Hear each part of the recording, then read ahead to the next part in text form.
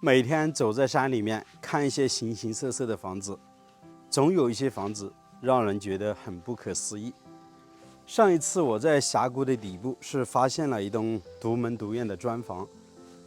那栋房子其中有一间已经被房主把墙给打破了，房子停进去，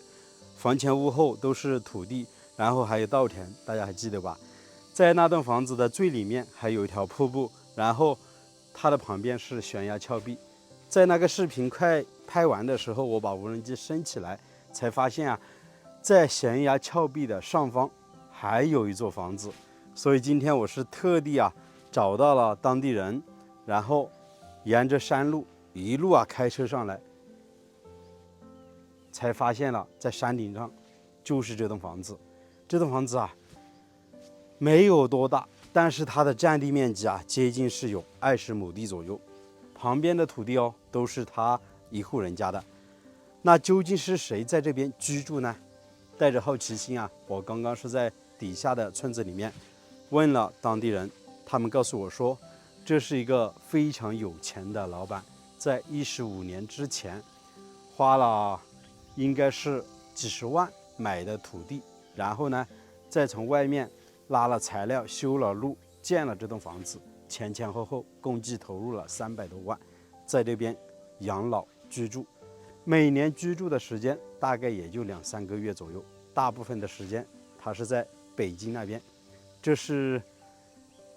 一个很有钱的老板，那我就非常的好奇，然后用无人机看了一下大概房子的一个情况。从无人机的镜头可以发现，整栋房子占地面积也就100多平左右，但是它的院子很宽，整个房前屋后都种满了花花草草。当然，现在有些地方呢也开始生长了一些杂草。房子的门口呢还有一处玻璃房的观景台，就建在悬崖峭壁的边上，距离悬崖很近很近。整个观景台呢全部都是用钢架结构搭建起来的，然后所有的门窗呢都是用玻璃来做的，透光性非常的好。有朋友过来在那里面喝喝茶、聊聊天，看看远处的风景想想都是非常非常的惬意。那在观景台的下方还建的有一个游泳池，整个游泳池呢将近也是有7-8分地左右，看起来水绿油油的，可能还比较深。这样的大山里面，这样的一块场地建了这样的一栋房子，真的是有钱人才能够在这边居住。如果是赚不到钱的情况下，住在这样的山里面，一不种田，二不种地，三不做养殖，每年的开销都非常的大。这里用水用电全部都靠着自己从底下的乡镇给它牵电上来，意思呢自己安装电线杆，然后把电给牵上来。所有的水呢都是从山里面很远的地方挖那个泉水，然后用管子给把泉水接回来使用。到枯水的季节，然后还要从底下的清水江抽水上来使用，非常的艰难。10多年前这边还不通公路，这个老板呢就看中了这个地方，确实很有眼光。今天我们只能从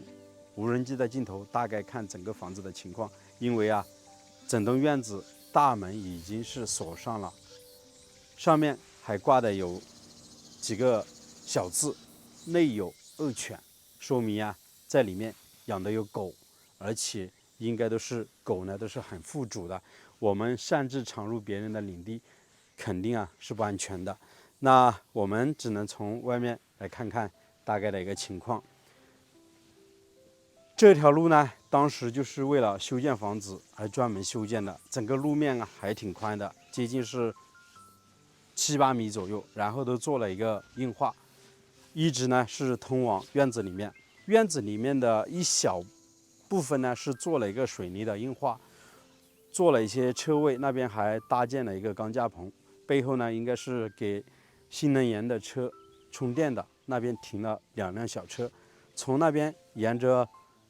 栏杆扶手的位置走过去，就可以到居住的房屋了。那边呢应该是一座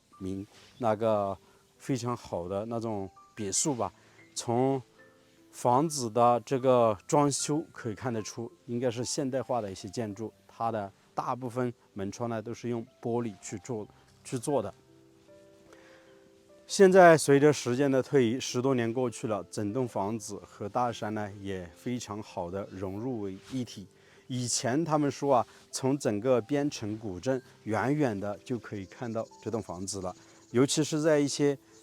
雨季的时候，这栋房子的背后是有一条很大的瀑布，流着水，从小镇里面就可以看到房子还有瀑布的全貌，说明这个位置的海拔是非常高的。这边距离边城古镇啊，将近是有4公里左右。平时呢，要购买生活物资呢，都要下山，包括取快递都要下山。当然，这个老板呢，在这边居住的时间可能比较久了，然后随着年龄的一个慢慢的增大，他觉得可能以后老了还是想着要回去。他也对外说出了这样的一些想法，他说，如果跟着这个行情来看，他说这个场地不在这里住了，空着太可惜了。他说，如果有能力的人在这里开发做民宿，应该是非常好的。这个场地他可以提供出来，但是具体要怎么合作呢？他没有说。他说，在整个场地的周边是可以去搭建一些星空帐篷的，还可以做一些娱乐设施、游玩的地方，包括底下的这些土地都是他当年流转下来，也就是买下来的土地，很宽，将近是有1-20亩左右吧。现在里面呢，基本上也不种庄稼，什么也没种，就它整个开发的范围呢，一个就是游泳池那一块，包括整个院子还有房屋这块。大概建筑使用的这个开发位置呢，也就2-3亩，剩下呢还有很宽的土地。他说这一片如果好好的给它打造出来，做一个民宿，应该是挺不错的。当然，这个视频拍出来之后，肯定大家会说，这么美的环境，做投资的话肯定是可以的。但是这笔投资该多少呢？其实很多人啊，可能心里都没有一个底。其实关注我的一些老粉丝应该都知道，这些年我一直是在找这样的一处场地，想去做一个民宿。毕竟自己有这么多的一些积累吧，有这么多的粉丝，很多人呢还是愿意看着我的视频，愿意过来，体验一下我们湘西的一些民俗风情的。这处地方，下次好好的过来谈一谈，看究竟这个老板呢，他是什么样的一个想法，大概再做一个规划，需要投入多少？可能，拍完这个视频之后，大家也可以大概来算一算，具体如果懂的话，可以做一个方案，做一个规划，或者画一个草图，一起来协商一下，把这个地方如果全部盘下来，和这个老板一起合作的话，大概需要投入多少才能够把这里给盘起来？因为这个地方呢，距离边城古镇只有几公里，边城古镇呢又是我们湘西的4大名镇之一，很有名的。说到边城呢，沈从文写的小说应该大家都清楚吧？说的就是这个地方，而且这里呢也是一脚踏3省的地方，连接的是贵州、重庆还有湖南。我们这个地方呢，就是属于湖南的湘西，整个小镇的这个景色还是挺美的，包括古镇街上的一些老房子，还有湖南对面重庆那边的老房子，以前红军长征路过的留下的一些遗迹，都保存在整个古镇里面。现在小镇里面每天的游客量也非常的多，底下的民宿基本上到了暑假的时候，天天都是爆满的。如果是在这样的山上，距离小镇几公里，有这么好的一处民宿，到了晚上还可以看看星空，平时在这里写生、画点画，看看风景，在这里小住个10天半个月，我相信啊，距离古镇这么近，还是有人愿意上来的，是不是啊？那这期说了这么多啊，当然也希望大家各抒己见，在视频的下方多多的评论留言，我们也一起参考一下这个地方到底值不值得继续的投资，给它发展起来。好了，我是石头，喜欢我的视频啊，请记得点个订阅，我们下期再见了，拜拜。